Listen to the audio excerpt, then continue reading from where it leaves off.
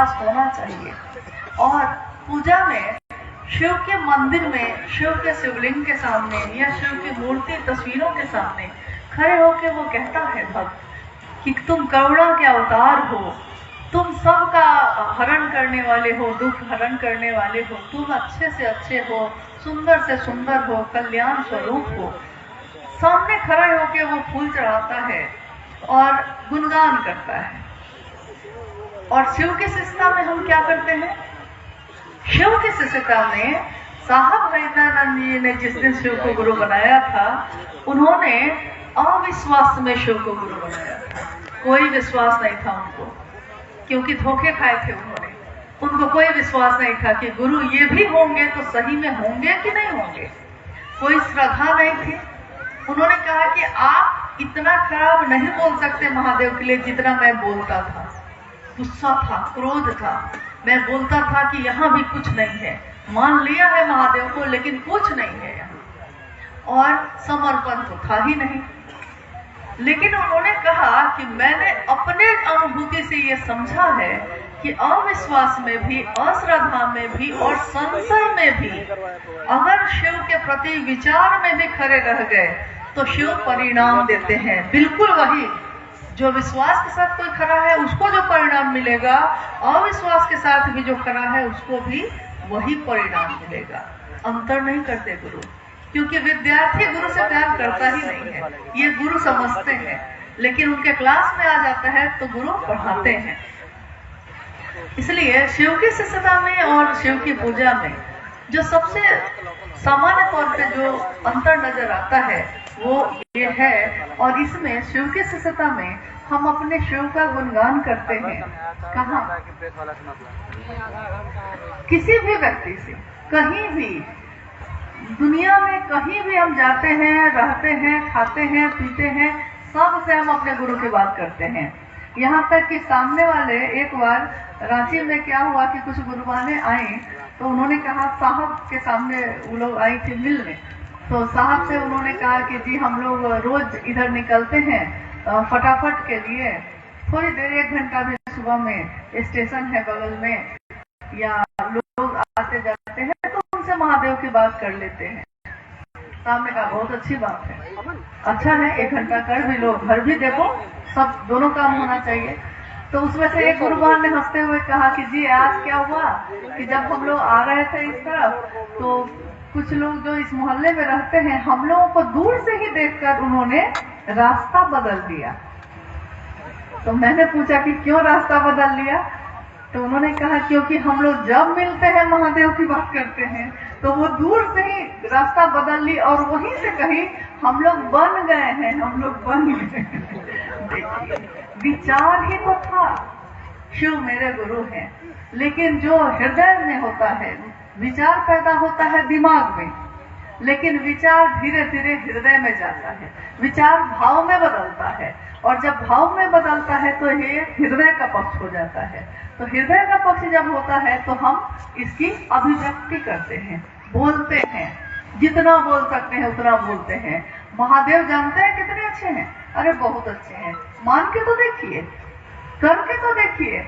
अच्छा चलिए इतना नहीं मानते हैं, पहला सूत्र ही बोल दीजिए कम से कम, लोग कहते हैं तो हम लोग प्रसन्न मन से अपने अपने घर को लौट जाते हैं, ये सोचकर कि बिया तो डाल दिया है ना, बिया तो डाल दिया, अब समय आएगा, मौसम आएगा तो वो बिया कभी तो पौधा बन जाएगा। लेकिन जब बिया ही नहीं डाला है तो वो पौधा बनेगा कैसे? साहब ने कहा है, याद करिए कि छींटो छींटो, जितना छींट सकते हो छींटो, अपने गुरु के नाम का बिया जहां तक छींट सकते हो छींटो। तो शिव की शिष्यता और शिव की पूजा में, ये भी शिव की पूजा है, शिव की शिष्यता भी शिव की पूजा है, उससे भी बड़ी पूजा है जो हम उनके सामने खड़े होकर करते, उससे भी बहुत बड़ी पूजा है। क्योंकि इस पूजा में हम स्थान पे नहीं है, हम हर जगह महादेव की बात करते हैं, हर जगह। अभी एक गुरु भाई जो थोड़ी देर पहले क्या नाम है, परशुराम का, वो भजन गा रहे थे कि शिव नाम का झंडा सबसे ऊपर होगा, क्योंकि शिव है वैसे कि उनका झंडा होना चाहिए। लेकिन जगत के लोगों ने क्या किया, वो देवों का देव महादेव काल को भी जिससे डर लगता है, काल भी जिसके आगे भसता है भय से, और ये पांचों तत्व जिसके आगे भसते हैं, शिव शिवम शिव शिवम। वो महादेव, उसने अपनी स्थापना नहीं की, उसने दूसरों को वरदान दिया, दूसरों को आशीर्वाद दिया और वो पूजित हुए, लेकिन वो तो आराम से बैठा रहा। लेकिन हम जगत के लोग कैसे हैं? ये तो कृतज्ञता कही जाती है कि जिसने जीवन दिया, जिसने सांसें दी, जिसके कारण ये परिवार है, जिसके कारण ये दुनिया है, हम उसको ही भूल के बैठे हैं।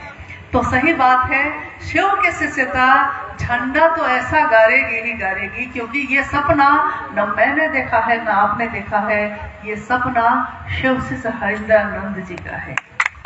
तो ये तो ये तो होके रहेगा ही। एक भाई जानना चाहते हैं कि साहब श्री ने कहा है कि शिव गुरु महोत्सव संगोष्ठी एक पूर्णतः आध्यात्मिक आयोजन है। दीदी से आग्रह है कि स्पष्ट करके समझाया जाए महोत्सव और संगोष्ठी क्या है। हम लोग किसी आयोजन को महोत्सव का नाम देते हैं, किसी को संगोष्ठी का नाम देते हैं, किसी को साप्ताहिक चर्चा का नाम देते हैं, कभी एक दिवसीय भी करते हैं और रास्ते पे खड़े होके अकेले अकेले भी बात करते हैं। काम तो सारे जगह एक ही होते हैं, शिव की बात। और आध्यात्मिक आयोजन है ये हम लोगों को अपने में उतारने की जरूरत है। अभी थोड़ी देर पहले इसी स्थान पे जब हम लोग अभी बैठे थे तो कुछ हलचल होने लगी, तो मैंने कहा कि आध्यात्मिक बातें हो रही हैं, हम लोग को बैठ जाना चाहिए, सुनना चाहिए। जरूरी नहीं है कि हमेशा हमको बोलने का मौका मिलेगा, बोलते तो रहते ही हैं हम लोग। बात ये नहीं है कि कौन बोलता है, बात ये है कि क्या बोलता है। अगर अपनी बात बोलता है तब तो भाई उसकी अपना कार्यक्रम एक हो गया, अगर राजनीतिक बात बोलता है तो भाई राजनीतिक कार्यक्रम हो गया। लेकिन आध्यात्म का नाम जैसे ही हम लेते हैं, इसका अर्थ होता है कि अब इसमें इन चीजों का कोई स्थान नहीं है, न जाति का, न धर्म का, न संप्रदाय का, न वर्ण का, न अमीरी का, न गरीबी का। कोई पदाधिकारी है या कोई रिक्शा चलाता है, शिव की शिष्टता में इससे कोई फर्क नहीं पड़ता, क्योंकि साहब हरिंद्रानंद जी ने दोनों तरह के लोगों को अपने पास एक जैसा ही बैठाया है, उन्होंने कोई अंतर नहीं किया। तो शिव के शिष्यता में, शिव के शिष्यों को अगर कोई भी आयोजन करना चाहिए, हम आप कोई भी अगर आयोजन करते हैं तो हम लोगों को इस बात का ध्यान रखना चाहिए कि उस आयोजन में हम आध्यात्मिक रूप से जुड़े, यानी शिव के गुरु स्वरूप की बात हो रही है, मेरे गुरु की बात हो रही है, उसको सुने और फिर अपने घर को चले जाएं, अपने साहब को याद करें, अपने दीदी को याद करें, अपने महादेव को याद करें, महादेव का काम करें। अब है कि जैसे अभी इसी मैदान में हम लोग बैठे हैं, इससे पहले एक दूसरा मैदान देखा गया था, तो यहाँ के गुरु भाइयों ने बोला कि बहुत मांग रहा है पैसा, तो हम लोगों ने कहा कि भाई दूसरा मैदान नहीं है।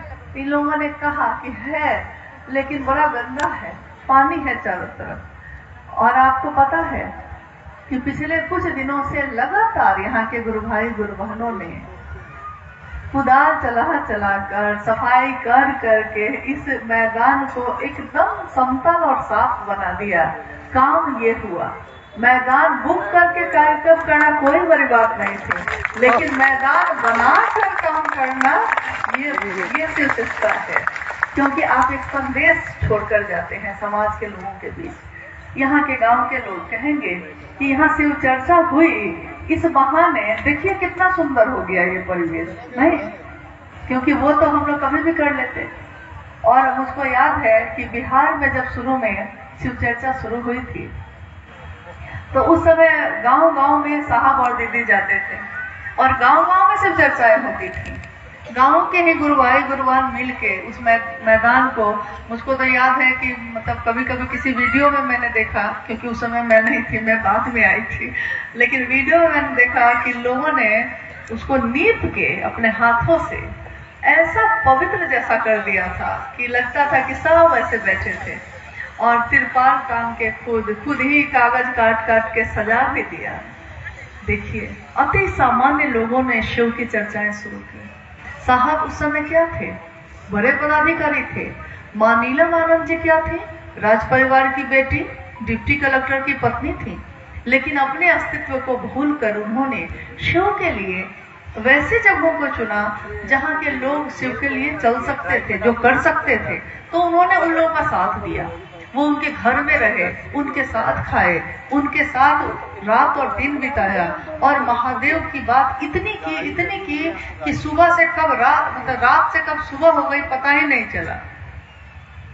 एक बार साहब ने शाम में चर्चा शुरू की, चर्चा हो रही है और सामने वाले लोग सुन रहे हैं।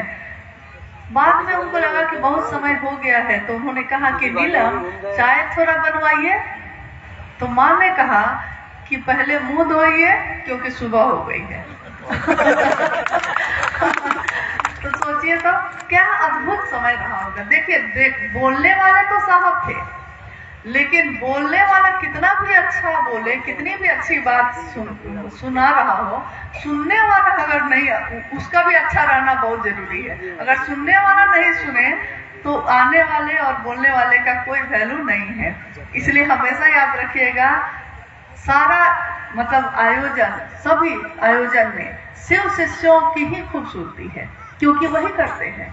हाँ, जो आया है वो फिर चला जाएगा, हम ही आए हैं फिर चले जाएंगे, लेकिन यहाँ मेहनत कौन कर रहा है। इसलिए कल भी कुछ गुरु भाई गुरुवारों से बात हो रही थी यहाँ थोड़ी देर के लिए, तो उसमें हम लोगों ने ये कहा कि देखिए, कभी कोई सुनते हैं कि यहाँ से आए, कि कोई गुरु भाई यहाँ से आए तो चर्चा हो रही है, कभी सुना यहाँ से आए तो वहां से चर्चा हो रही है। हर आदमी बोले जा रहा है, और उस समय मैं देखती हूँ कि आप लोग जो यहाँ पे काम किए हैं, आप लोग गौन हो जाते हैं, और जो आ गया है चाहे वो अपने क्षेत्र में उसको कोई पूछ नहीं रहा होगा, लेकिन यहाँ आ गया है तो मुख्य वक्ता वही हो जाता है। तो मुझको लगता है कि क्या कर रहे हैं आप लोग, ये क्यों कर रहे हैं, कारण क्या है इसके पीछे। नहीं आपको लगता है कि ऐसा अजीब सा लगता है क्या? मैंने उनको कहा क्या आपके जाने पे वो ऐसा आयोजन करके आपको मुख्य वक्ता बनाएंगे? अगर बनाएंगे तो जरूर जाइए। तो उसी पे मैंने सुनाया एक बार कि साहब ने कहा कि, और बड़ा हंसे थे साहब इस बात को कह के। उन्होंने कहा कि एरोड्रम देखे हैं, एरोड्रम जिसपे हवाई जहाज या हेलीपैड बनता है तो हेलीकॉप्टर उड़ता है, और हवाई जहाज, छोटा हवाई जहाज, बड़ा हवाई जहाज, सब जो है एरोड्रम पे चलता है। तो साहब ने कहा कि ये शिव शिष्यता का एरोड्रम मैंने बना दिया है। साहब ने कहा एरोड्रम मैंने बना दिया है, अब देखता हूँ कि सब अपना अपना हवाई जहाज उड़ाया जा रहा है, इस पे सब अपना अपना उड़ाया जा रहा है। उस समय मैं सोचता हूँ, उड़ा तो रहे हो बाबू, अगर वो एरोड्रम नहीं रहेगा उतरोगे फिर कैसे? एरोड्रम रहना चाहिए।